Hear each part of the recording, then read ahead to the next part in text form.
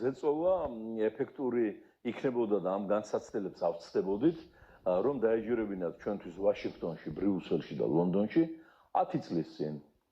8 წლის წინ ამბობდით, წერდით, ვეუბნებოდით, რომ ეს აშინელებაა, პატარა პუტინია, მალე თქვენი მასპინძელი იქნება რუსეთის ეძინა რასია თბილისში და არა საქართველოს პოლიტიკური ინსტიტუტები.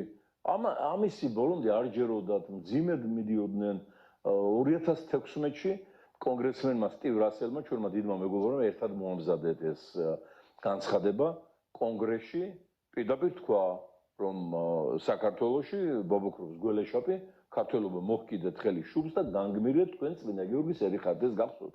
ეს ისტორიული ამბები იყო. მე ესე იგი ივანიშვილმა, რა თქმა უნდა, ხლა თავს დაიცავდა, ბრას იზავდა, ჩვენ გამოგვიდანა საბოლოო განაჩენი და გასცა განკარგულებული 1%-ზე მეტი არ დაუჭირეთ მაგაც. 1%-ზე მეტი და დიდი ფული გაუშვათ დასავლეთში ლობისტურ კომპანიებთან, რომ მათ ემუშავათ და გაეჩერებინათ თქვა დასანქცირების პროცესები და ის ფორმატი, რასაც თქვა ლეგიტიმურობის არაღიარება. ასეულობით მილიარდია დადებული მინიმუმ ბრიუსელშიც და ვაშინგტონშიც.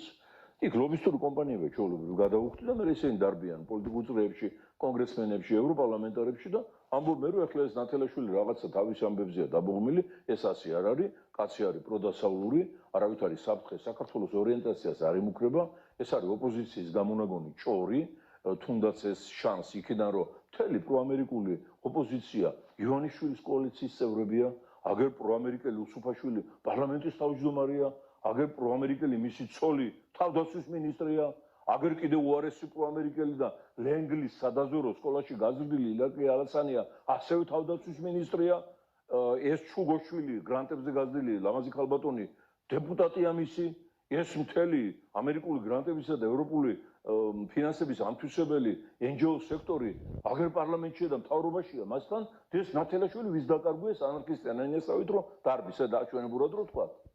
აი, შედეგები გამოვიდა რა? ყველა გამოიყენა, იხმარა პოლიტიკურად, ამოხკრა პანჩური და დღეს გამოჩნდა სახე პუტინიზმისა საქართველოში და ეს სახე დაინახა დასავლეთმა და თავზარი დაეცა, იმიტომ რომ ერთადერთი გზა ყველაფერს რო დავანებოთ თავიდან, მათ გაწეულ ხარჯებსაც ჩვენს გადასარჩენად და ბევრი ხარჯი გაწეს, ერთადერთი გზა აღმოსავლეთ დასავლეთის დამაკავშირებელი შუა კორიდორი, აბრეშუმის გზა, როგორც გინდა დაარქვით, გადარჩენის გზა გადის საქართველოზე და ამ დროს აქ წარმოიშვა პატარა კრემლი. ეს შედეგი მიიღო დასავლეთმა, როცა ჩვენ არ დაგვიჯერებდით